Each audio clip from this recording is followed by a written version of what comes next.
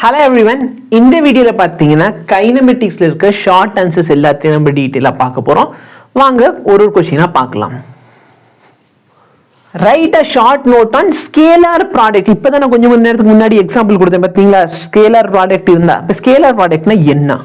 நல்லா பார்த்தீங்கன்னா scalar product between two vectors. First of all நீங்கள் புரிஞ்சுக்கணும், நீங்கள் ஒரு ஸ்கேலாரையும் ஸ்கேலார்னா என்ன? ஒரு நம்பர் இன்னொரு நம்பர், ஒரு நம்பரையும் இன்னொரு நம்பரையும் மல்டிப்ளை பண்ணது எல்லாருக்கும் தெரியும். சார் எப்படி சார்னா சின்ன வயசுல இருந்து அதான்டா பண்ணியிருக்கீங்க. 3 4 are 12.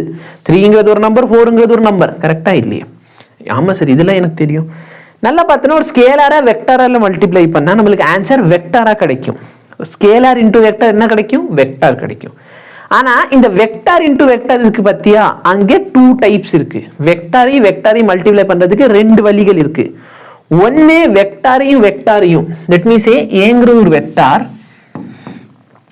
பிங்கிறது ஒரு வெக்டார். நீங்க இது ரெண்டுத்தையும் வெக்டாரை மல்டிப்ளை பண்றப்ப ஆன்சர் ஸ்கேலாரும் வரலாம், வெக்டாரும் வரலாம். சப்போஸ் நீங்க இது ரெண்டுத்தையும் மல்டிப்ளை பண்றீங்க, உங்களுக்கு ஆன்சர் ஒரு ஸ்கேலார் குவான்டிட்டி கிடைக்குது அப்படின்னா நீங்க பண்ணது ஸ்கேலார் ப்ராடக்ட். சப்போஸ் உங்களுக்கு ஆன்சர் வெக்டார் கிடைக்குது, அப்ப நீங்க பண்ணது என்ன ப்ராடக்ட்? Vector product. எப்படி சார் இண்டிகேட் பண்றதுன்னா ஒண்ணுமே கிடையாது.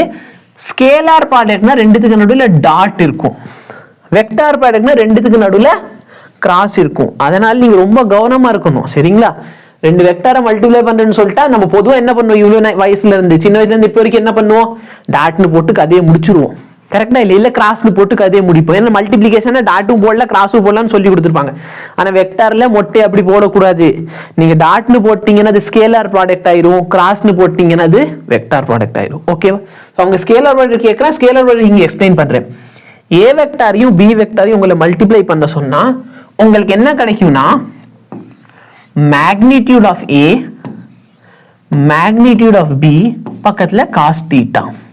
இந்த காஸ் தீட்டாங்கிறது பாத்தீங்கன்னா ஏ வெக்டாருக்கும் பி வெக்டாருக்கு நடுவுல இருக்கிற ஆங்கிள் தான் இந்த தீட்டா. ஓகேவா? So A vector dot B வெக்டாருக்கு நடுவுல இருக்க ஆங்கிள் தான் அந்த காஸ் தீட்டா. அப்ப ஏ வெக்டரோட மேக்னிடியூட், பி வெக்டரோட மேக்னிடியூட் காஸ் தீட்டா. அப்ப நல்லா பாரு, ஏயோட மேக்னிடியூட் ஜஸ்ட் மேக்னிடியூட், பியோட மேக்னிடியூட் அகைன் ஒரு மேக்னிடியூட், நல்ல காஸ் தீட்டா ஒரு நம்பர் தானே. அப்ப இது மூணுத்தையும் மல்டிப்ளை பண்ண எனக்கு கிடைக்கிற ஆன்சர் என்ன? ஆன்சர் ஸ்கேலார், வெறும் ஒரு மேக்னிடியூட். அதனால தான் இது பேர் வந்து ஸ்கேலார் ப்ராடக்ட் அப்படின்னு கூட நம்ம சொல்லுவோம். ஓகேவா? எக்ஸாம்பிள் கேட்டா என்ன பண்றது? இப்படி எழுதிக்கோ, ஸ்கேலார் ப்ராடக்ட். இல்லைன்னா அதோட இன்னொரு பேர் தான் என்னது? Dot product. ஏன் டாட் ப்ராடக்ட்? நம்ம டாட் வைக்கிறோம், அவ்வளவுதான். Of two vector is defined as product of magnitude of both the vector. magnitude multiply பண்றோம் and the cosine ஒண்ணு இல்ல cos theta cosine எழுதுவோம் இங்கிலீஷ்ல, angle between them. ஓகேவா? thus if there are two vector a vector and b vector இருக்கு அப்படினா a vector dot b vector எப்படி எழுதலாம்? ab cos theta. இது வெறும் magnitude தான், a ஓட magnitude, b ஓட magnitude மட்டும் தான். சரிங்களா? ஓகே, சோ இதான் அதுக்கான சொல்யூஷன். Thank you.